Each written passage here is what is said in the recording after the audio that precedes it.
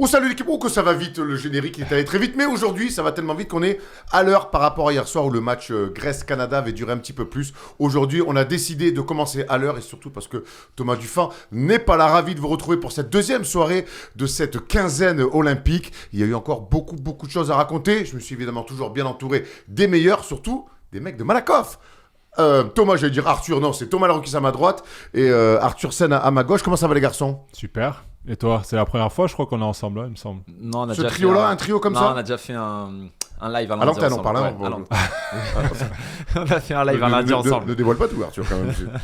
Ah oui, on avait fait une libre antenne. Ah, une Donc, libre antenne. c'est Ok, vrai. vous avez une bien meilleure mémoire que moi, mais en même temps, vous êtes plus jeune et plus en forme. Aujourd'hui, évidemment, on va parler de plein de choses, mais on va surtout parler de l'entrée en lice des Américains, Team USA, qui affrontaient la Serbie dans un choc que tout le monde attendait. Et on n'a pas été déçus, même s'il n'y a pas eu un grand suspense. Et on a beaucoup de choses à raconter sur ce match. On restera d'ailleurs dans ce groupe C. On ira sur le match entre le Sud-Soudan et Puerto Rico, parce qu'on a vu un match assez spectaculaire, avec une fin historique pour ce pays, ce jeune pays dans le paysage basket. Aujourd'hui aussi, c'était le début du tournoi féminin. On sait qu'on va avoir un œil attentif sur nos Françaises parce qu'on rêve d'une nouvelle médaille. Et puis, il y a eu d'autres choses aussi. On ira voir un petit peu les concurrentes des Françaises. On est prêts, messieurs ? Prêt.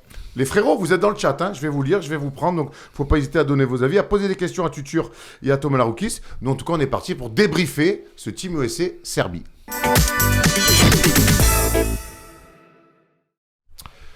Messieurs, avant de se lancer dans le match, j'aimerais avoir vos impressions. On était tous très excités à l'idée de ce match. Hier, on avait une énorme excitation pour notre équipe de France. Aujourd'hui, Arthur, c'était 17h15, le Team USA Serbie. Comment tu l'as attendu ce match ?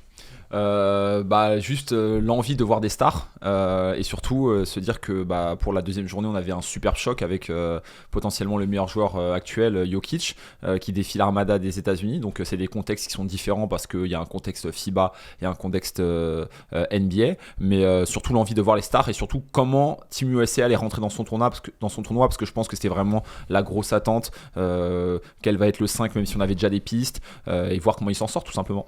Thomas, excitation. Nous, on était ce matin chez Winamax. En sortant, on se dit, oula, dans quelques heures, il y a cette énorme affiche déjà de ce tournoi. Ouais, alors on l'attendait tous, cette entrée en liste des États-Unis avec les Avengers, comme ils sont surnommés. Voilà, on voulait savoir aussi si KD allait jouer, s'il allait sortir du banc ou s'il n'allait pas jouer du tout.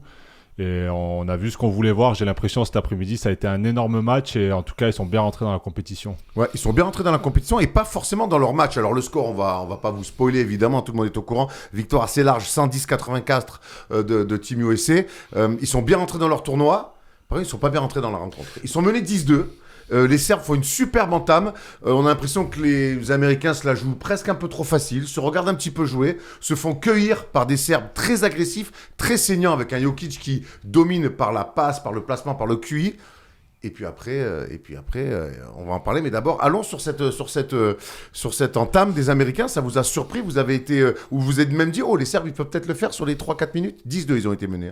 Je me suis dit, en tout cas, c'est bien pour le match. Je préférais dans ce sens-là que l'inverse. Je me suis dit, c'est bien qu'ils prennent un peu d'avance parce qu'on sait de toute façon qu'ils allaient revenir. Mais c'est vrai que dans les attitudes, ils y étaient pas trop. Surtout, bien sûr, à leur intérieur, Joel Embiid qui est jamais rentré dans le match à l'arrivée. Mais on a vu que l'expérience des Serbes dans ce genre de compétition a pesé tout de suite d'entrée avec Abramovic qui met la pression. Ils étaient tout de suite dans le combat et les Américains ont mis un peu de temps à s'y mettre. Bon, finalement, c'est bien passé.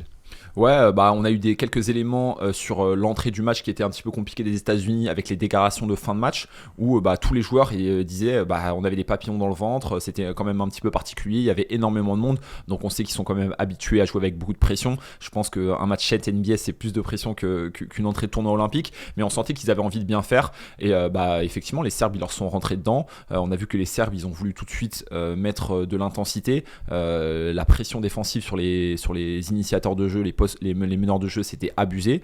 Des fois, certaines équipes, il leur faut une mi-temps pour pouvoir répondre à cette intensité-là. Les États-Unis, il leur a fallu 3 minutes. Donc voilà. 3 minutes, le temps de trouver de l'adresse. Ça va être le maître mot de ce match-là parce que les Américains, ils ont tout fait bien. Ouais. Ils ont surtout fait une chose à un niveau exceptionnel, c'est ils ont mis dedans. Ils ont mis dedans comme des cochons. Ils sont à 18 sur 32 à 3 points. Ça fait 56,3%. Honnêtement, on a beau dire ce qu'on veut, aujourd'hui, on n'a plus peur des Américains. Aujourd'hui, on les joue yeux dans les yeux. Et l'entame des Serbes, c'est ça, c'est on n'a pas peur de vous. Mais quand ces mecs-là mettent autant dedans, merci, bonsoir, bravo les gars. Ouais, alors ils ont mis dedans, mais tu sais, c'est pas uniquement aujourd'hui une crise d'adresse. Je pense que cette adresse, ils se la créent à travers déjà un jeu qui est hyper agressif. Ils ont toujours cette volonté d'aller fort dans la raquette, et une volonté forte d'aller dans la raquette, ça donne une réponse défensive, d'essayer d'avoir un petit peu plus d'espace sur les défenseurs. Et donc du coup, ils ont réussi à avoir de l'espace pour pouvoir tirer. Et on va pas se mentir, il y a aussi Kevin Durant qui a tiré l'adresse vers le haut, notamment dans cette première mi-temps, avec des tirs incroyables. Je pense qu'il est bien rentré dans son tournoi. Ouais, clairement. Hein. Mais on a vu de la discipline. Moi, j'ai vu beaucoup de discipline sur les postes d'écran. On a cherché. Tiens donc. on a cherché beaucoup Curry avec Steve Kerr, avec un peu LeBron James dans une sorte de Draymond Green à la passe. Surtout, c'est lui qui était là pour trouver les mecs en sortie d'écran. Et ça s'est super bien passé. Chacun est resté dans son rôle. Booker, il a été patient. Il a eu des shoots à lui, il les a mis. Et je trouve que ça s'est super bien passé. Et c'est aussi ça leur force, en tout cas, j'ai l'impression, en cette équipe, c'est qu'elle est très disciplinée avec LeBron James. J'ai l'impression qu'il gère un peu tout ça et tout le monde le suit. C'est vraiment le leader et tout le monde est derrière lui. Et c'est pour ça que je pense que c'est la force de cette équipe. Une entame un peu moyenne. On trouve un petit peu d'adresse avec Steph Curry, notamment sur le premier tir à 3 points. Après, Devin Booker aussi qui a été très bon. Et surtout, le premier grand tournant de ce match-là et qui va durer toute la première mi-temps, c'est l'entrée en jeu de Kevin Durant. Qui met 21 points, 8 sur 8 en première mi-temps. Et honnêtement, je me rappelle de Melo face au Nigeria, qui avait été exceptionnel. Là, pour moi, ce qu'a fait Kevin Durant, j'aime pas dire du jamais vu, mais en tout cas, c'est une performance qui va marquer l'histoire des jeux, quoi qu'il arrive déjà. Je pense qu'on était tous un peu choqués devant notre écran, surtout quand aussi. Hein. Ouais, on savait pas trop s'il allait jouer ou pas. Tout d'un coup, il rentre. Bon, je me dis, on avait parlé ce matin dans Clutch. Je disais, il y a les États-Unis avec et sans Kevin Durant. Là, on a vu la différence quand il rentre. Ça nous a fait un peu penser à Rucker Park, là, quand il met les 66 points et qu'il rate pas un shoot. Il était sur un nuage. Il s'est même mis à rigoler à un moment donné. Voilà, il est indéfendable hein, quand il est comme ça. Sur un ralenti, enfin sur une action, on le voit parler à Anthony Davis. Il fait la taille d'Anthony Davis, en fait, le mec. Sauf qu'il est délié comme un meneur et on sait que quand il prend des crises d'adresse comme ça, il est injouable et c'est probablement le GOAT FIBA. Hein. Il fait partie des meilleurs joueurs all-time. Ça sera un bon débat ça, à avoir. En tout cas, on voit son match au global, c'est 23 points, 2 rebonds, 0 assists, 8 sur 9 au tir, sachant que donc en première mi-temps, il est à 8 sur 8, 5 sur 5 à 3 points. Et qu'en deuxième mi-temps, Arthur, il doit jouer à peine 5-6 minutes en sifflant, hein, vraiment. Tranquillement, c'était plus nécessaire. Après, je pense que Thomas, t'as tout dit. Kevin Durant sur un format FIBA, on l'a déjà vu en 2010 à la Coupe du Monde en Turquie où il avait 20 piges et il était injouable. Pour lui, c'est facile parce que les États-Unis, il y a une telle force de frappe sur tous les postes que les défenses sont obligées de s'adapter. Et puisque c'est pas un gars qui est à l'initiative du jeu, dès qu'il y a des pénétrations et dès qu'on ressort la balle, il se régale sur du catch and shoot, sur du décalage avec des feintes. Et quand on connaît son adresse, il suffit qu'il soit un peu dedans et tout de suite ça monte sur des scorings qui sont impressionnants. Donc moi je suis pas là de penser la même chose. Hein. Je pense que FIBA déjà, il a déjà 3 titres olympiques, peut-être bientôt 4. Et puis surtout, jamais personne n'a réussi à trouver la solution. Donc voilà. Hein. On termine cette première mi-temps avec un shoot d'exception. On a souvent raillé un petit peu Steve Kerr et son staff parce qu'ils n'en branlaient pas une. Le système en sortie de temps mort pour finir la première mi-temps, pour trouver Kevin Durant sur un tir acrobatique. Bravo messieurs quand même. Ouais, bravo. Bon système, c'est bon système ça. Ça ils savent faire sur les possessions comme ça, ils en ont un tas les Américains, on en voit souvent en NBA qui nous régale.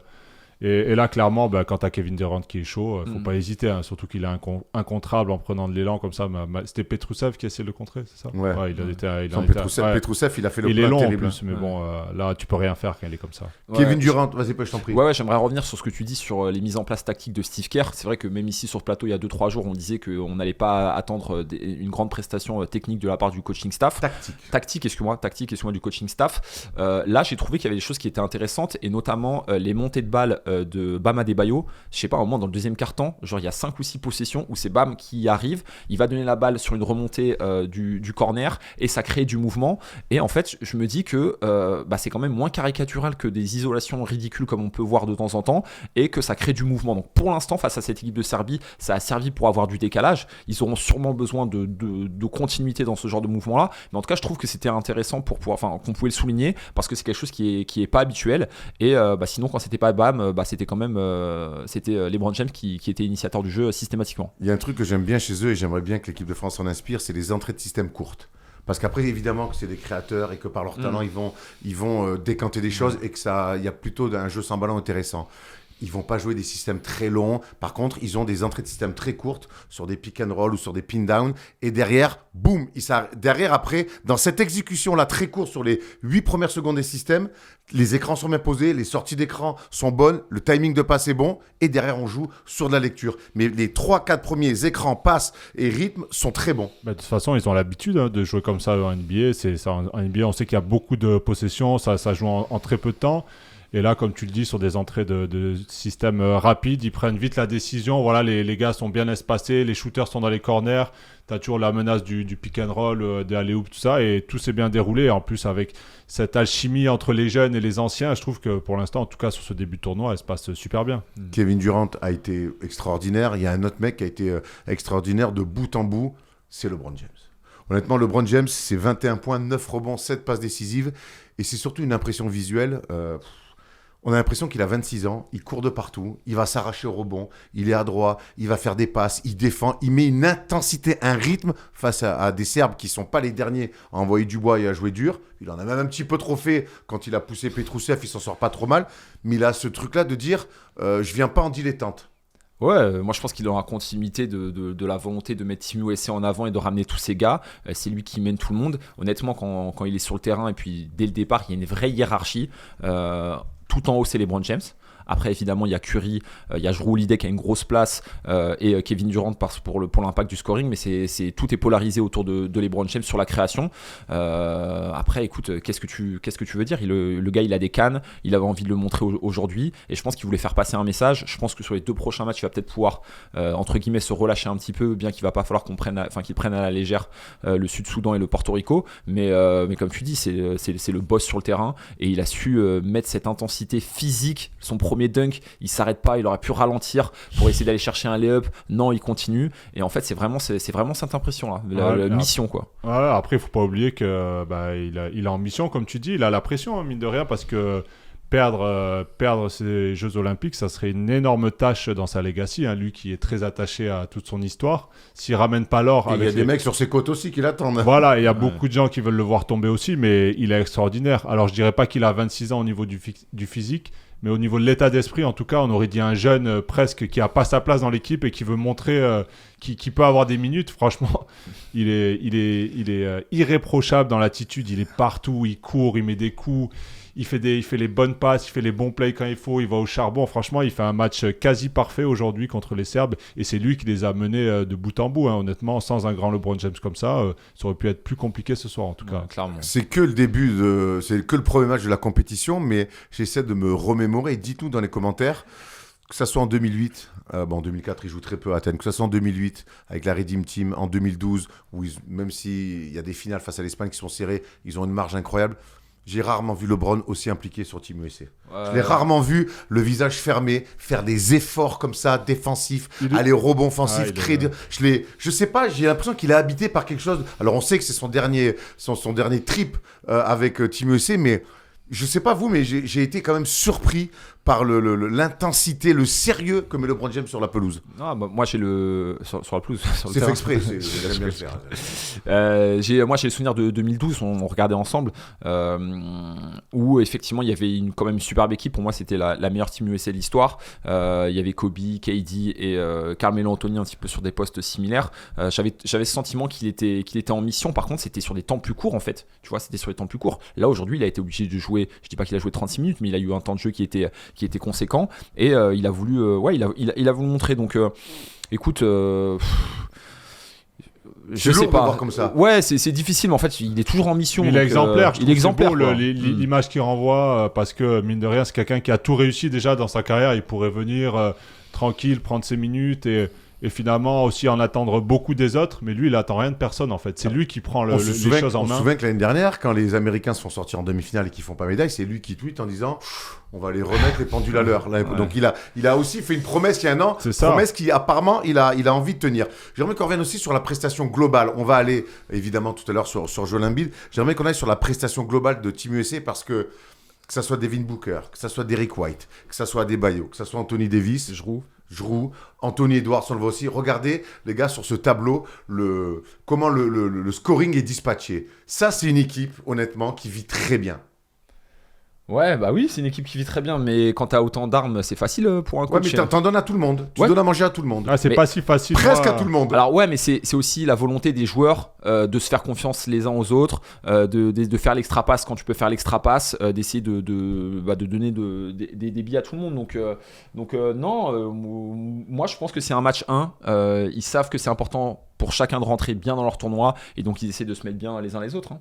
Moi, par exemple, j'ai pas vu un Devin Booker jouer d'1 contre 1. Voilà, il est resté dans son rôle, bien écarté. Celui qui a carte blanche, c'est Anthony Edwards. Il a montré à la dernière compétition qu'il est capable, sur des petits espaces, de shooter sur la gueule des mecs et tout. Même un Steph Curry, on le voit pas faire 4000 dribbles. Il prend ses écrans, il shoot, il passe, il repart.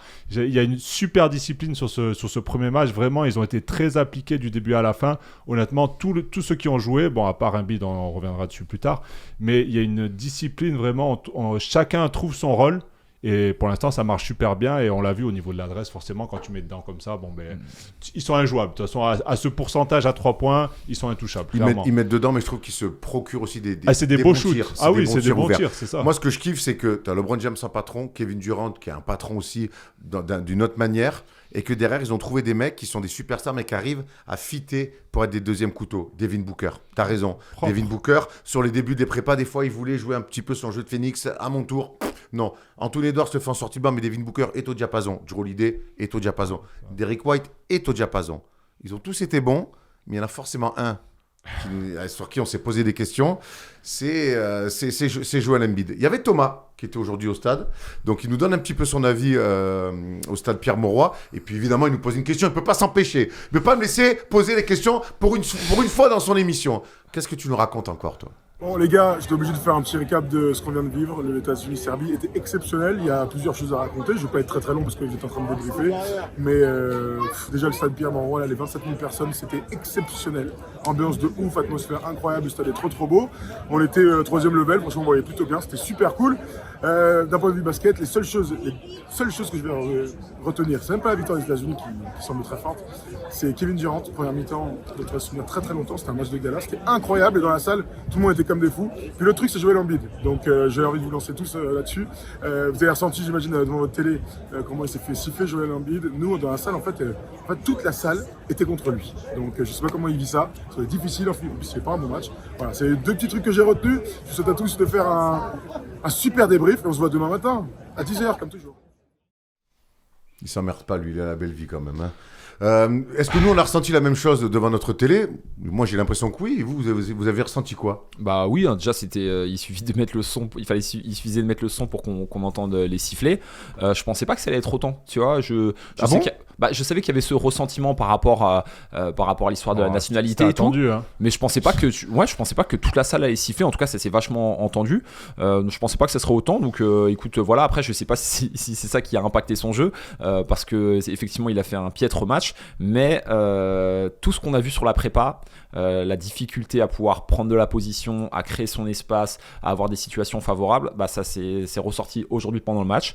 Et je sais pas si c'est la configuration du basket FIBA, les règles qui sont différentes, le fait d'avoir autant de restats autour de lui. Mais en tout cas, pour l'instant, Joel FIBA, c'est compliqué. Et il fait beaucoup de mal à son équipe en étant sur le terrain. Il joue 11 minutes, Thomas, aujourd'hui. C'est catastrophique. Il est sur la lignée de ses matchs de préparation et c'est plus dans l'attitude, hein, déjà, le body language. La base, le début, c'est là. Il est catastrophique, il est comme ça. Il marche, il a de l'heure, même quand ça court, son équipe elle court. Lui, il court pas, il est pas dans le combat, toujours en train de chercher les fautes. Et attitude, encore des coups, des trucs. Ça pousse un peu des vilains coups comme il sait faire, comme il a l'habitude en NBA. Et je suis très content quand je le vois comme ça, qu'il soit pas avec l'équipe de France parce que ça a l'air d'être un poison. Et je pense qu'ils se sont embarqués dans un truc, là, Steve Kerr et son staff. Ils savent pas trop comment s'en dépêtrer parce qu'ils se disent, putain, on est bien meilleur avec Bam et Anthony Davis. Du coup, on est quand même obligé, on a fait le forcing pour qu'ils viennent. On le fait démarrer dans le 5, mais ça marche pas. C'est le seul en minus. Hein. Sur le match, il a -8 de plus-minus. Et le deuxième derrière, il a +8. Donc, vous imaginez la différence. Mais les attitudes, vraiment, il est ignoble. Même quand il met son N1, je sais pas pourquoi il va voir Abramovic, tu vois, il l'insulte, on voit sur les lèvres. Il est vraiment... Il fait du mal à Team USA. Et je pense qu'il va vite être benché à ce rythme-là. Et en plus, il s'est fait laver par Jokic. Ah, bah, de toute façon, oui. Les peu de 1 contre 1 qu'ils ont eu, ça allait que dans un sens. Alors moi, je pense que la FIBA, quand tu es un pivot NBA, que tout est fait pour toi, que tu as les coups de sifflet à la star, je peux comprendre. Il y a quand même eu une prépa. Pour moi, tout part de l'attitude. Il est puant. Il est horrible, puant. il est horrible. C'est un joueur qui est trop fort, ça se voit. Mais il est puant. Il a l'impression de jouer contre des mecs où en fait, il veut pas leur prouver qu'il est meilleur. Ils doivent accepter qu'il est déjà meilleur. Et c'est pareil avec les arbitres. Le nombre de fois où ils s'arrêtent de jouer en disant à l'arbitre, il n'y a rien là. Mais ça peut pas marcher comme ça. Et quand surtout, ce qui me choque le plus, c'est quand tu vois LeBron, 39 ans, KD, pareil, qui est quand même plus sur la fin de sa carrière qu'autre chose, qui sont exemplaires. Quand tu vois Steph Curry, qui fait des allers-retours, qui est parfait. On parlait des attitudes de Tu tous parles les de autres. champion, là.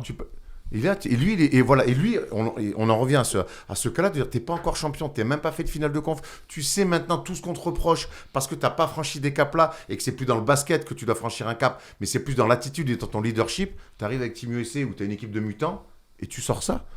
Est-ce qu'un jour il va y arriver? Non, mais à un moment, juste, il a, je crois que c'est en deuxième mi-temps, bref, ou en première mi-temps, il a un post-up 1 contre 1 sur Jokic. Je me dis, allez, il va lui envoyer du bois, il va essayer de le stopper. Ah, il fait vite fait, il se fait enrouler en 2-2, allez, faute, panier. Enfin, il fait même pas d'effort, quoi. Dans l'envie, on dirait que, je sais pas, tu joues pour les... Après, est-ce qu'il a quelque chose à foutre? Je sais pas. Tu joues pour l'équipe américaine, donne-toi à fond, quoi. Après, tu dis, ça pose un problème à Steve Kerr et à son staff. Tu dis qu'ils sont embourbés dans un truc. Certes, ils startent à chaque fois. Ils jouent 11 minutes. Ouais. Et derrière, c'est Bam Adebayo qui prend 20 et Anthony Davis qui prend 19. Ou l'inverse. Donc, quelque part, ils le font starter pour dire, tiens, Pépère, t'es content. Mais en fait, c'est pas lui. C'est pas lui qui tient la baraque. Après, je pense que dans tous les cas, voilà, on parlait de hiérarchie. Je pense que voilà, il y a même eux, ils ont une hiérarchie qui est plus ou moins tacite. Je pense que c'est compliqué de base, dans tous les cas, de mettre Embiid, en tout cas sur une entrée de tournoi, sachant que tu l'as mis sur les matchs de préparation dans le 5. Je pense que c'est compliqué de le mettre sur le banc en début de tournoi. Après, je sais pas, Steve Kerr, je trouve qu'il a fait des choix qui étaient plutôt forts. On pourra peut-être en discuter après. Moi, ça m'étonne pas que sur les matchs d'après, il le mette sur le banc tranquillement. Bon, vous êtes plutôt d'accord dans le chat sur Joel Embiid, mais en même temps, c'est dur de le défendre. C'est un joueur qu'on a adoré, qu'on adore, que cette année, avant qu'il se blesse, il fait une saison, pour moi, c'est le MVP, sans débat. Mais par ses attitudes, c'est trop dur. Puis en plus, dans un contexte FIBA, dans un contexte olympique, ça n'existe pas des comportements comme ça. C'est le seul mec que je vois avoir des comportements comme ça. Et la dernière fois que les mecs avaient des comportements comme ça, c'est Team USA 2004 et on sait ce qui s'est passé. Donc, et les gens autour de lui le savent. On a kiffé Team USA, on a kiffé l'attitude, on a kiffé les seconds rôles. Et on a été ici surpris parce qu'il y a un certain Jason Tatum qui est champion NBA, qui n'a pas été MVP des finales, qui ce soir il a pris 0 minute, tonton. Un DNP, un jeune espoir qui est venu dépanner Jason Tatum. Bah, clairement, je pense que Steve Kerr n'a pas été convaincu par ces matchs de prépa. On l'a vu complètement en travers lors de la préparation. Et au bout d'un moment, il faut faire des choix. Et en plus, il y a le retour de Kevin Durant. Donc forcément, entre Tatum et Durant, le choix est vite fait. Et je pense qu'il a eu raison. Hein. Ils vont jouer à 9-10 jusqu'au bout. C'est ce qu'il a dit, Steve Kerr. Ouais. Très dur en contexte FIBA de jouer à il a raison. En plus, c'est 4x10. Là, ils vont affronter Puerto Rico et Soudan. Bon, normalement, s'ils sont sérieux, appliqués comme aujourd'hui, ça devrait passer. Peut-être qu'il va sûrement ouvrir son banc. Mais sur les matchs couperés à partir des quarts de finale, là, ça va resserrer. À Liberton et Tatum, ils risquent de pas jouer. Ouais, bah écoute, moi c'est surprenant de ouf. Quand même. C'est hardcore. Ça vous surprend? 0 minutes. 0 minutes, c'est hardcore. Franchement, déjà, en fait, dès le premier carton, moi j'étais là, Tatum il va pas jouer. Il est au fin fond de la rotation, je pense, dans la tête du coaching staff. Il a un profil, mine de rien, un petit peu à la all-around, un peu à la KD et à la LeBron, sauf qu'en fait, il a beaucoup moins d'expérience et en fait, il est moins fort. Il n'est pas suffisamment bon, juste shooter que Devin Booker, donc il passe derrière. Je ne sais pas s'il serait prêt à se mettre dans le sacrifice pour pouvoir défendre comme le font Derrick White ou comme le font Jrue Holiday, parce qu'aujourd'hui, c'était hardcore les deux. Et c'était qui le dernier joueur et Anthony Edwards. Anthony Edwards, il a cette espèce de folie et il a ce background avec Team USA et puis il est plus fort. Donc voilà, on a un mec de 27 points qui est multiple All-Star et qui joue pas. Juste moi, la seule option qui pourrait être bien pour lui, c'est en poste 4 à la rigueur, tu vois, mais sur un profil comme il a fait un peu avec Boston, mais même ça, parce qu'il y a déjà LeBron, Durant qui peuvent le faire, donc c'est compliqué. Tu sais, au bout d'un moment, voilà, les Jeux Olympiques, c'est rapide, il y a 6 matchs à gagner. C'est quand même fou, hein. Comme quoi le basket, c'est là que c'est intéressant, c'est qu'il y a Derrick White qui sont coéquipiers et dans la hiérarchie de Boston, Mais complémentaire. Derrick White, il est loin derrière. Mais Jason Tatum, moi, je l'ai dit en prépa, Thomas n'était pas spécialement d'accord avec moi. Mais moi, Jason Tatum, je l'ai vu en prépa. J'ai vu un mec que quand il a la balle, il veut faire ce qu'il fait à Boston. C'est-à-dire jouer d'abord pour lui. Et Team USA, ils n'ont pas besoin de ça. Devin Booker, tu l'as parfaitement dit. Moi, je vois un mec qui, en prépa, au début, il a commencé à faire ça. Il s'est dit, ils n'ont pas besoin de ça. Et aujourd'hui, il prend des tirs ouverts. Il prend quasiment aucun tir derrière du dribble. Il y a des pick and roll, il les joue. Il peut prendre. À Phoenix, il envoie. Non, il va rajouter du drive parce qu'il faut aller chercher. Il est vraiment il s'est mis dans un rôle de second couteau. Il est capable de se muer alors que c'est des mecs trop forts. Jason Tatum, pour moi, il est incapable de se dire tiens, je vais jouer pour l'équipe et voir ce qui va me revenir avec le talent que j'ai. Eh ben je vais mettre les 3 4 5 8 points peut-être. Mais en tout cas, je vais être sur le terrain, je vais prendre des minutes. Pour moi, le choix de Steve Kerr, c'est pas juste tiens, ça tombe sur toi. C'est vraiment que quelque part, il est incapable pour moi d'avoir ce rôle de second. Alors après, oui, contre le Sud-Soudan et contre Porto Rico, je me doute qu'il va prendre des minutes. Mais pour moi, le choix face à une équipe qui est favorite pour finir sur le podium, le choix, il est terrible. Ouais, après, je sais pas s'il est incapable, mais c'est juste qu'en fait, il souffre de la comparaison avec les autres. C'est juste ça.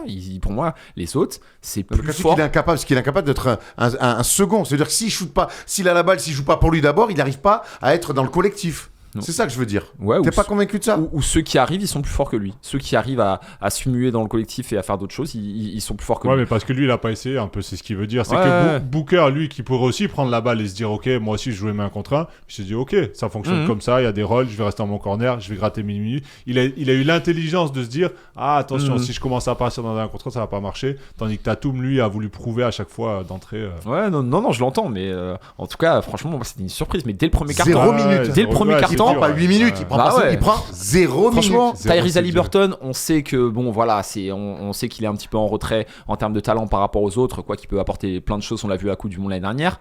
Mais Tatum, jamais de la vie, je m'attendais à ce qu'il joue 0 minutes. Mais même dès le premier carton, je pensais qu'il allait faire partie des premières rotations. Et puis même avec le doute qu'on avait avec KD, on aurait pu penser largement qu'il aurait pu lui trouver un space pour pouvoir jouer et rentrer un petit peu.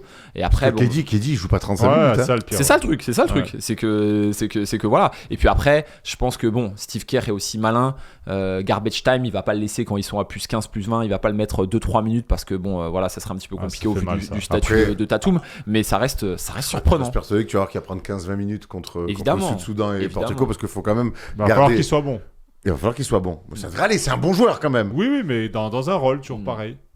On a fait le tour un petit peu sur Team USA, à moins que vous vouliez rajouter quelque chose. On a fait plutôt le tour des leaders, des seconds couteaux, du coaching staff, des espoirs, hein, parce que Haliburton et Jason Tatum ont eu le droit à un statut d'espoir. L'adresse incroyable, donc injouable sur les matchs comme ça. Et voilà. Sérieux, adresse. Sérieux, appliqué sur les spots. C'est même pas des shoots incroyables, hein, tu l'as dit tout à l'heure. C'est pas des shoots avec des mecs sur le ras. À part Kevin Durant. Oui, à part Kevin Durant, mais il est tellement grand, il a l'habitude de le faire. Mais c'est vrai qu'ils ont une adresse. S'ils continuent comme ça, ils seront intouchables. Un petit mot, les amis, sur les Serbes. J'avais un débat avec Steph, qui était lui aussi à la salle. Et Steph, il me dit, ils font un match moyen, les Serbes. Est-ce que vous êtes d'accord avec ça? Ils sont très maladroits, pour le coup. Ils shootent seulement à 24,3%. Autant te dire que c'est impossible de battre les Ricains avec ça. Mais est-ce qu'ils font, à vos yeux, vraiment un mauvais match, les Serbes? Moi, je n'ai pas le sentiment qu'ils font un mauvais match. Je pense que pour n'importe quelle équipe, essayer de suivre le rythme de Team USA, tu es obligé de laisser des plumes en attaque et en défense. Et que quand tu as une équipe qui est bien plus forte que toi, c'est dur de pouvoir donner ton empreinte et donner ton identité de jeu. Après, on a vu quelques bribes avec Jokic, notamment en première mi-temps, qui avait un petit peu son rôle à Denver, à essayer d'être distributeur, etc.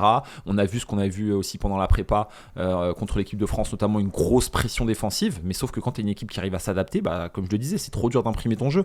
Donc tirer des conclusions aujourd'hui sur ce qu'a fait la Serbie, je trouve que c'est un petit peu difficile et on verra ça dès les prochains matchs parce que là ils ont quand même la pression la Serbie. Tout à fait, on sait que c'est pas un groupe, c'est un groupe où normalement Serbes et Américains devraient sortir, mais c'est vrai que maintenant il faut se mettre la pression. La question c'est pas est-ce qu'on est inquiet pour les Serbes, c'est est-ce que face aux Américains, ils ont fait ils ont fait un bon match ou est-ce qu'ils sont passés à côté de leur match? Moi, je les ai trouvés bien, honnêtement.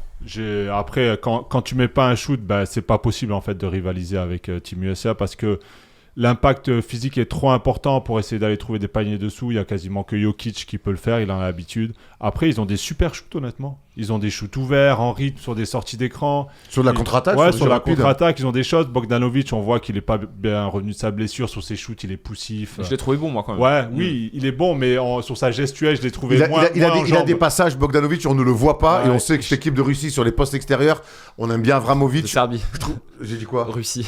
N'importe quoi, la Serbie. Pourquoi je dis la Russie, moi? Catastrophique. Ils jouent demain, les Russes. Pas du tout, c'est une mauvaise blague. Oui, Bogdanovic. donc Bogdanovic, pour moi, il y a des séquences dans le match, il est sur le terrain, on le voit pas assez. Il est On le moins voit en passer. canne, il est moins en canne. Ça se voit physiquement quand il court, quand il prend ses jump shoots. C'est un gars qui shoot facilement de loin. Là, il pousse sur les jambes. On voit qu'il il est un peu en manque de rythme. Et comme je disais, ils ont des shoots, mais après, comme l'a dit Arthur, il y a l'impact physique aussi des Américains. Et voilà, moi, je suis d'accord avec ça. Qui épuise. Alors, une mi-temps, ça va, tu tiens. Mais 40 minutes, eux, ils arrêtent. Hein, c'est non-stop. Ça vient du banc. Quand t'as Bam Adebayo qui sort du banc, Kevin Durant. Davis, et puis le passage de 5 minutes de Durant, là, il leur fait très mal parce que c'est des bonnes défenses. Petrousev fait rentrer au vestiaire, Ouais, je pense et- qu'ils ont dû le prendre dans ses bras. Viens là, gros, viens là, gros. Et l'autre, il les allume pendant 5 minutes alors qu'ils sont bien dans le match. Il se dit putain, bordel, qu'est-ce qu'on va faire en fait pour les arrêter? Et ça a été très dur. Moi, je les ai trouvés bien, les Serbes. Avec de l'adresse en plus, si c'était resté un peu dans le match, ça aurait pu être une fin de match intéressante. Moi, j'ai envie de te rejoindre là-dessus et encore une fois, et je vais aller vers toi, Arthur, ne pas oublier comment c'est dur de jouer 40 minutes face à des Américains comme ça concentrés. Ce que tu subis pour sortir d'un écran, que quand tu poses un écran, que le mec défend sur toi, comment à la longue sur 40 minutes ça t'épuise et ça te fait rater des petits trucs. Non, mais oui. Après, je pense qu'il y a plein de gens, beaucoup d'auditeurs qui ont joué au basket. Effectivement, quand tu joues contre des gars qui te rendent des kilos, qui te rendent de la dureté, que toi, tu es censé être une équipe qui est physique et athlétique et qu'on te le rend plus fort, bah forcément, au bout d'un moment, tu n'as plus de jus. En plus, après, le coach est obligé de resserrer les rotations. Jouer les Américains...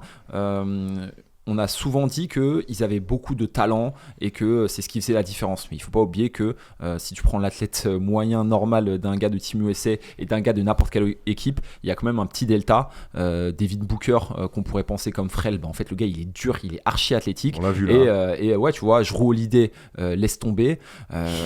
Stephen Curry face à la défense de Abramovic, il lui a fallu une défense pour s'adapter. Les gars, ils sont trop physiques, ils sont trop durs. Ils sont capables de matcher cette intensité-là. Donc en plus, tu as le talent, voilà. Hein. Les gars, il y a une stat qui est sortie sur ce match-là qui est assez incroyable. Voilà, C'est que les Serbes, ils ont eu deux visages. Ils ont eu le visage avec Jokic et le visage sans Jokic. Et honnêtement, la stat, elle est incroyable. Alors, Nikola Jokic, il fait un très bon match, même si sur la première mi-temps, j'aurais aimé le voir un petit peu plus saignant. Mais je sais pas si on a le tableau en régie, mais on l'a pas en régie parce que ça dort. Hein, J'ai la stat, si tu veux. Je l'ai dans mon téléphone. Je l'ai dans mon téléphone. Quand je dis ça dort, je sais à qui je m'adresse, qui prépare ses chroniques. Avec Jokic. Donc, sur 31 minutes, en score, hein, c'est 81 partout. Jokic, il joue 31 minutes, il y a 81 partout. Donc, sur les 9 autres minutes, Elle est folle. il y a 29-3 pour les Américains. Elle est complètement folle, la stat. Après, c'est pas faussé sur le passage où il y a KD et c'est pile le moment où il est dehors. C'est au deuxième quart et tout. Ouais, mais il n'y a J'entends. pas 29 points d'écart. Il n'y a pas 29 points d'écart. Il n'y a pas de 29 points d'écart. Mais non, mais de toute façon, après, moi, c'est pas une surprise. On sait que Jokic. Il y a 26. Milutinov, il est catastrophique. Ouais, mais après, franchement, c'est un super joueur. On l'a vu contre la France. Là, dans des oppositions comme Peu celle-là. importe, il est pas bon. Dans des oppositions comme ça, il peut pas exister. Ouais, mais c'est pour ça qu'il est a le droit drafté. d'être un peu bon aussi. C'est pour ça qu'il a été drafté par les Spurs, on s'en souvient, et qu'il y est jamais allé. C'est pas des oppositions pour lui. C'est trop. Là, c'est un mec qui est au sol, qui est dur, c'est un super joueur. Là, clairement, c'est pas des oppositions pour lui. Ouais, il a fait des moves de Benjamin, poster, montrer sa balle et tout. Attends, ça va. Mais ça, pour moi, c'est quand ça va trop vite et quand c'est trop dur pour toi. C'est sûr, mais bon. Il y a un autre cas, je voudrais revenir sur les Serbes et on va s'intéresser un petit peu au coach serbe cette fois-ci, Pesic. On aime beaucoup Avramovic. J'ai quand même l'impression que leur meilleur meneur de l'équipe, c'est pas Avramovic. Non, mais. C'est Vassili Micic. Ouais, je suis d'accord avec qui toi. joue peu. C'est deux styles complètement différents. Différents. Vassili Micic est un double MVP de l'Euroleague, un MVP du Final Four, un double vainqueur. Il a l'air d'avoir les genoux en vrac, quand même. Ouais, mais il est sur le talent, quand même. Je trouve que Avramovic qui met le feu, c'est assez up and down. Alors, il y a toujours sa défense qui nous saute aux yeux, mais vous êtes pas un petit peu surpris d'utilisation de Micic? Alors, il sort du banc. Pourquoi pas, mais il joue que 20 minutes. Alors, ouais, il joue pas beaucoup, mais je pense que quand t'es coach et que tu joues contre Team USA, t'es là, t'as envie de te dire, ok, je vais mettre mes gars qui vont pouvoir répondre à cet impact physique. On en revient toujours à la même chose. Comment ? Non, il est en NBA, Micic. Ouais, Micic est en NBA, mais bon, déjà, même si sa deuxième partie de saison était meilleure, je pense qu'il a quand même souffert. Ouais. Il s'épanouit bien mieux dans un jeu FIBA, ce qui est le cas du tournoi. Mais je pense qu'il a juste voulu mettre Avramovic pour pouvoir matcher défensivement et faire chier les arrières américains. Ça n'a pas été le cas, mais c'était peut-être la Mais volonté starter du coach. comme ça, moi ça me va, mais après je trouve Ouais, que je suis là, d'accord avec toi parce qu'en plus il a un bon passage. Ouais, Micic sur les pick and roll, il est capable de Ouais. s'arrêter à 2 points, shooter derrière les écrans, il a quand même de l'expérience. Mais j'ai l'impression qu'il est moins en canne que l'époque FS Pilsen quand même. Et Anna Delou FS Pilsen, c'est à l'époque où ton daron il jouait encore, gros. je suis un ancien. Gros. Et Avramovic, tu vois que c'est.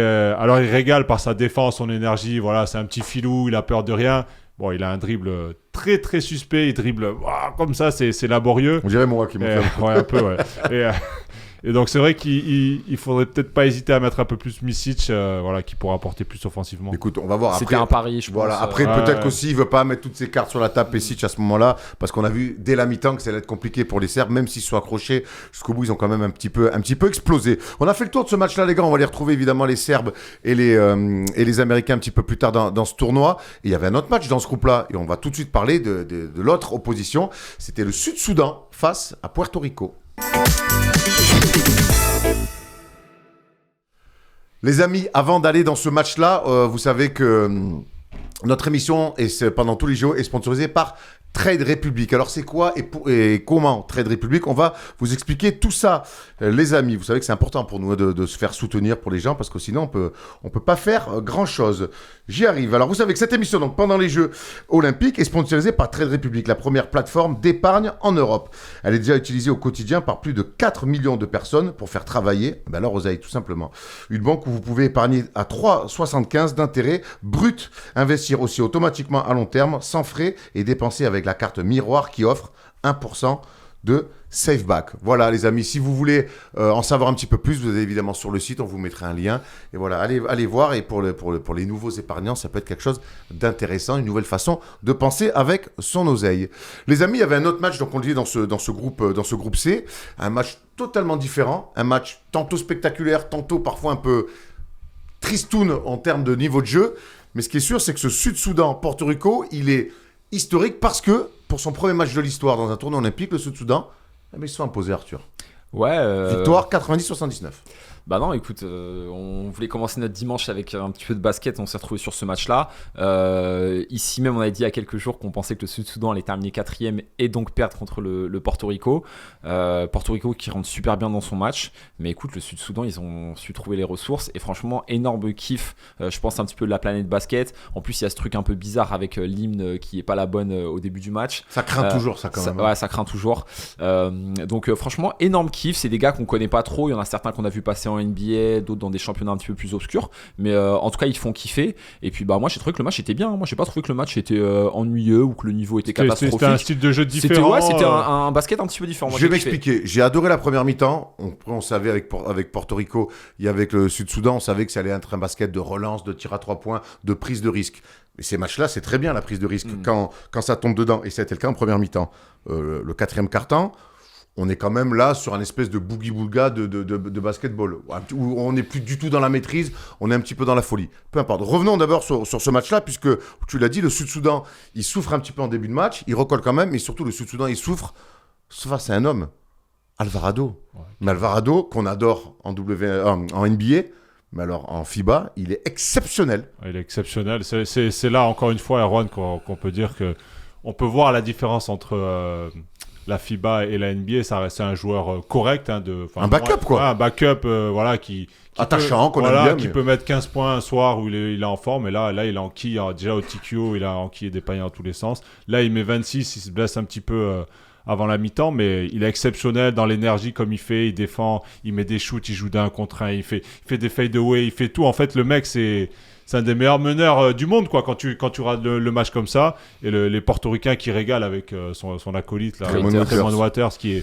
lui est aussi dans l'excès parfois de dribble et de crossover pour prendre des step back à 3 points. Mais bon, c'est deux arrières extrêmement talentueux. Et franchement, ils ont fait le show, on va dire. Un énorme back court, et il y a cette vilaine image, on a eu peur d'ailleurs, que ça soit le tendon d'Achille pour Alvarado. Il y a sa blessure. Il est déjà, il me semble, à 22 ou 20 points par là. À la mi-temps, Et c'est le tournant du match, quelque part, pour les Portoricains. Ouais, c'est le tournant du match. Déjà, on le voit tout de suite. Hein. En plus, on a l'image quand il remonte dans le vestiaire, il est en train de crier. Franchement, on se dit, il s'est fait une blessure de ouf. Surtout que sur le ralenti, on voit pas grand-chose. Donc voilà. Après, moi, j'ai trouvé que à partir de ce moment-là, effectivement, les Sud-Soudanais ont réussi à prendre confiance. Et puis surtout, là où ils m'ont impressionné, c'est qu'au rebond, ils ont fait un chantier, ils les ont démontés au rebond, offensif, les points sur seconde chance, vraiment il y avait le schéma, je crois ils avaient plus de 20 points marqués sur des rebonds offensifs, ils ont fait ça pendant tout le match. Alors à un moment il y a eu des bons passages des intérieurs de portoricains, mais Tomar de Sour, ouais, Tomar de ouf, Tomar de ouf. Ben Condit. Incroyable, c'est le Tomar de... c'est le Tomar du tournoi. Ouais, pour l'instant. Mais l'impact physique et athlétique qu'a réussi à mettre le Sud-Soudan, franchement... Alors, il y a peu d'équipes dans le tournoi qui peuvent mettre ça. Il y a très peu d'équipes. Là, je pense qu'il y a les États-Unis dans leur groupe. Après, il y a peut-être des équipes dures comme la Serbie, la France ou l'Allemagne. Mais sinon, là, ce qu'ils ont fait, s'ils arrivent à le faire sur tous les tournois, sur le reste des matchs, à savoir, même si t'es pas super bon en attaque, même si ton jeu il est pas léché, même si t'as que Jones qui est à la création, ils vont pouvoir exister dans beaucoup de matchs rien qu'avec cet impact physique-là. Franchement, ils sont sur des qualités simplistes, mais qui maîtrisent à la perfection. Une énorme agressivité au rebond, tu l'as dit, parce qu'au rebond, c'est pas que le 4 et le 5 qui vont au rebond. Non, ils sont 3, 4 chaque fois à jouer le rebond offensif. Donc, ils se redonnent beaucoup de possession et ils obligent les adversaires à défendre beaucoup plus. Et puis, ils ont un meneur, mine de rien, qui arrive à mettre un petit peu la main sous la balle, à mettre un petit peu d'ordre là-dedans. C'est Carrick Jones qui a encore une fois été exceptionnel, 19 points, 7 rebonds, 6 passes décisives. Il va signer au Partizan Belgrade. Okay. Son prochain CV qui risque de remplacer Kevin Punter qui est plus un poste 2 et le départ d'Avramovic aussi qui va donc au CSK Moscou. Lui là, il y a player, sérieux. Il va faire des dégâts en Euroleague et il régale. Heureusement qu'il est là pour gérer un peu les tempos, pour gérer les momentum. Et c'est un excellent joueur, très complet. On l'a vu faire le triple-double face aux États-Unis. Et après, pour revenir sur l'équipe du Soudan, en fait, ils ont aucun costaud. En fait, ils ont que des gars longilignes qui sautent partout, très athlétiques, qui peuvent switcher surtout en défense. Ils vont être très chiants à jouer parce qu'ils sont imprévisibles, donc compliqués. Et puis ils sont là, on dirait que tout est que bonus pour eux. Ils n'ont aucune pression. Voilà, ils se lâchent. Première victoire pour leur pays aux Jeux Olympiques. Et en plus, on a tous envie qu'ils gagnent finalement. Maintenant, moi, j'ai envie de regarder les matchs et j'ai envie qu'ils battent la Serbie, qu'ils accrochent les États-Unis. Voilà, ils font kiffer honnêtement. C'est un peu l'équipe coup de cœur pour l'instant de ce début de tournoi. On s'est attaché à cette équipe-là depuis le match face... déjà à la Coupe du Monde l'année dernière, souvenez-vous, quand ils se qualifient comme première équipe africaine, on se souvient que je ne sais plus quel joueur soudanais l'apprend en conférence de presse qu'ils vont jouer les Jeux Olympiques. Déjà, émotion incroyable. C'est la première étape. On découvre cette équipe qui existe depuis 3 ans, 4 ans, il me semble. Là, il y a ce match de prépa face à Team USA où ils ont le ballon de la gagne. Ils mènent à 8 secondes de la fin. Il y a ce 3 points incroyable de Chayok. Donc ils sont à 2 doigts de taper Team USA. Et là, premier match d'un tournoi olympique, première victoire. On a vu énormément d'émotions à la fin pour cette équipe-là. Ils font kiffer. Ouais, ils font kiffer. Et je pense qu'il y a un autre élément aussi qui fait qu'on a une cote d'amour pour cette équipe, c'est les déclats catastrophiques de Gilbert Arenas et de Paul Pierce. Donc sans revenir sur la polémique, etc. On a tout de suite senti, enfin, ces déclarations-là, ça nous fait aimer en fait des équipes comme eux. Pas respectées. Pas respectées, exactement. Et tu vois, c'est un petit peu... Ils sont par peu de gens. Ouais, par peu de gens. Mais du coup, faut surtout pas donner à ces deux gars qui savent à peine lire ou pas lire d'ailleurs le fait que ça soit l'opinion générale. Ah mais ça, je suis complètement d'accord avec toi, mais sauf que tu vois, quand ils se font taper dessus et manquer de respect comme ça, bah tout de suite on a envie de s'intéresser à cette équipe, ces gars-là, où est-ce qu'ils jouent, pourquoi ce mec-là raconte ça, et oui, effectivement, et puis après ils répondent sur le terrain, franchement. Surtout. Surtout. Ah oui, c'est ça le truc. Ouais. Et tout à l'heure vous parliez de Carlick Jones là, moi franchement j'ai trouvé qu'à certains moments il était pas complètement dans le collectif. Sur le dernier quart-temps, il y a des moments où les autres ils commencent à revenir et il fait un petit peu des dingueries à vouloir s'empaler devant tout le monde et à essayer d'aller chercher des fautes. Du coup, il revient pas, ils sont en 54 en défense. J'ai trouvé qu'il prenait un petit peu de risque et que j'espère que cette envie de vouloir se mettre en avant, ça va pas leur coûter trop de. Après, c'est le seul qui a ce profil-là. Mais c'est le seul qui a ce profil de créateur. Ouais. Voilà, donc il est obligé de créer pour tout le monde. Ouais. C'est pas faire offense aux autres, mais c'est le seul qui a vraiment ce profil-là, donc il doit gérer le scoring. Il est létal sur le mid-range, donc il a besoin des fois de créer pour lui, il a besoin d'aller créer pour les autres, il le fait plutôt bien, mais évidemment que dans la prise de risque, en tout cas c'est plus rentable que Tremont Waiters qui, après la blessure d'Alvarado, a voulu prendre tout en main. Bravo champion, le coup de pied pleine bouche de Steve Oyufat, apparemment t'as pas appris la vie, tu continues à envoyer des grandes saucisses et un jeu que pour toi. Pas bravo Tremont, Pas bravo. On a fait le tour, les gars, sur ce match. Est-ce que j'envoie un jingle pour ouvrir le tableau des filles, les gars? Allez, petit jingle pour les filles qui ont commencé leur tournoi aujourd'hui.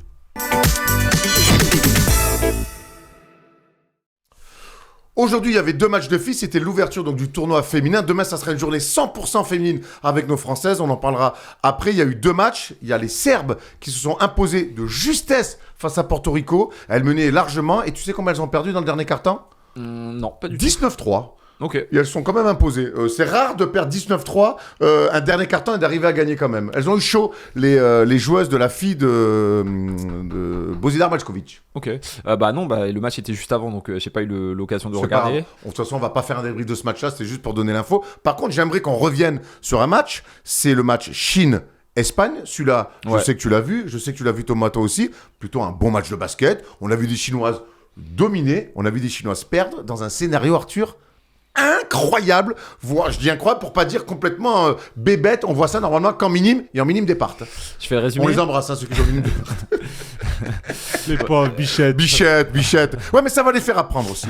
Non, si je fais le résumé pour ceux qui l'ont pas vu, t'as la Chine qui est devant une grande partie du dernier quart-temps et qui se fait grappiller gentiment leur avance sur les dernières secondes. Et elles arrivent à +3 à moins d'1 minute de la fin. Il reste quelques secondes. Alors déjà, généralement, ce qu'on fait, pas dans le basket NBA mais dans le basket FIBA, c'est qu'on essaye d'envoyer la fille sur les lancers francs pour avoir le rebond et pour pouvoir continuer. C'est à +3 ça. À +3, ouais. Elles sont à +4 là. Elles sont à +4. Oui, elles sont à +3. Elles sont à +3 à la sur fin. le panier plus faute. Oui, parce qu'elle met pas son lancer franc. Ah. Elle met pas son lancer franc. Elles sont à +3. Donc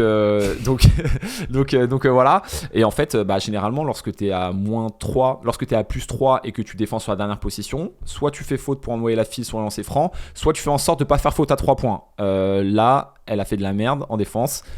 La joueuse espagnole prend le tir à 3 points, ficelle, la joueuse chinoise tombe sur l'espagnole, lancer franc. Heureusement qu'elle rate le lancer franc, ça envoie la prolongation et les Espagnols. Mais c'est pas fini, prolongation frérot, parce que ce match, c'est un match de ouf. C'est bravo pour la résilience des Espagnols qui mènent donc de 3 points à 9 secondes de la fin, sortie de temps mort pour les Chinoises, elles remontent la balle, toujours pas de faute quand on mène de 3 points.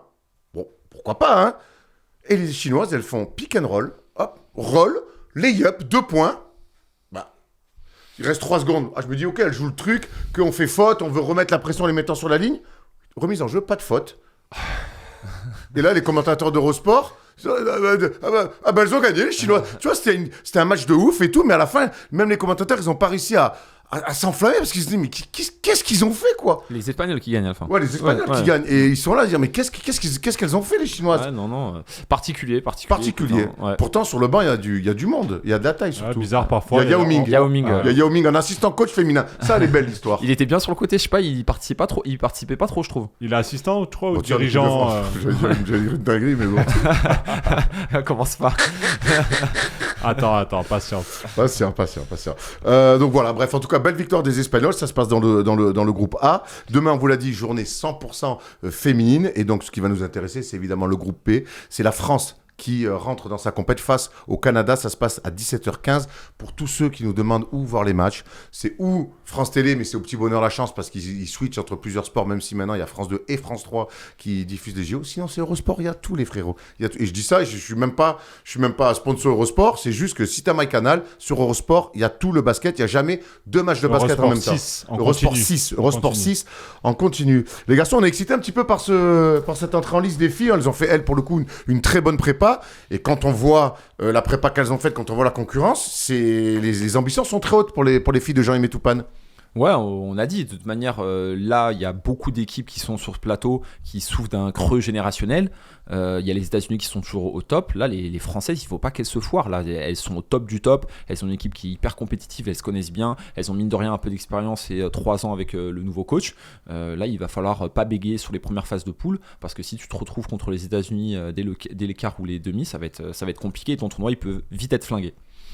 Ouais, ils ont fait une super préparation, 6 sur 6. Voilà, on a vu une belle équipe avec Marine Johannes en sortie de banc qui nous a régalé. voilà, elles sont équipées à tous les postes. Elles sont quoi? Équipestres, pardon. Merci. À tous les postes. Et donc, bien sûr qu'on attend une médaille de leur part et on est confiant, on sent qu'il y a une bonne alchimie, que ça se passe bien. Et après, voilà, on attend de les voir démarrer en compétition parce que la préparation, c'est bien, mais la compétition, c'est autre chose. Mais en tout cas, on est confiant. Et on imagine que demain, il y aura quand même beaucoup de pression parce que de ce qu'on sait de Steph qui est là-bas, de ce que Vincent Collet avait confié aussi à Stephen Brun, l'ambiance à Lille, elle est extraordinaire. 25 000 personnes. Beaucoup d'émotions. Beaucoup d'émotions pour les Français. Il paraît que la Marseillaise des garçons, ça a mis les jambes un peu en guimauve. Donc demain, les filles, on sera avec vous, on vous aime, on va vous encourager. 17h15, France-Canada. Il va falloir aussi surmonter un peu cette pression parce qu'il paraît que vraiment le stade de Lille, moi j'y serai vendredi, 27 000 personnes qui chantent la Marseillaise. Derrière, faut s'y remettre hein, pour commencer un match de très haut niveau. Dans la même poule, demain, il y aura aussi Nigeria, Australie. Et les filles, leur deuxième match, ça sera le jeudi 1er août. France-Nigeria, on va finir un peu avec les rendez-vous. Est-ce qu'on a les cotes? On n'a pas les cotes? Tu peux me les donner, vas-y, je veux bien. Tom, demain, donc si la cote des filles sur France-Canada, il y a les filles aussi de Team USA qui vont commencer. En général, ouais, 1-15 les filles contre le Canada. Bon, peut-être vous pouvez jouer un écart, mais voici le programme de demain. Nigeria, Australie, Allemagne, Belgique. Les Belges qui sont privés de Julie Allemand, les championnes d'Europe, ça risque d'être un petit peu compliqué. Canada, France.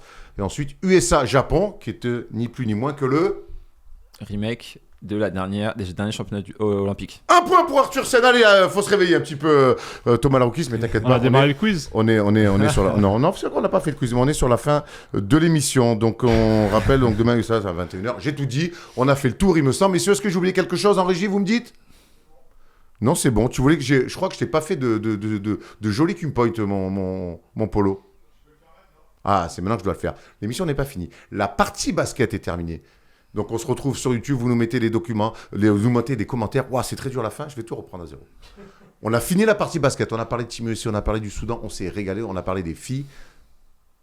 Soyez avec nous sur YouTube, j'arrive pas à faire mon Q-point, c'est terrible. C'est pas grave, je vous embrasse.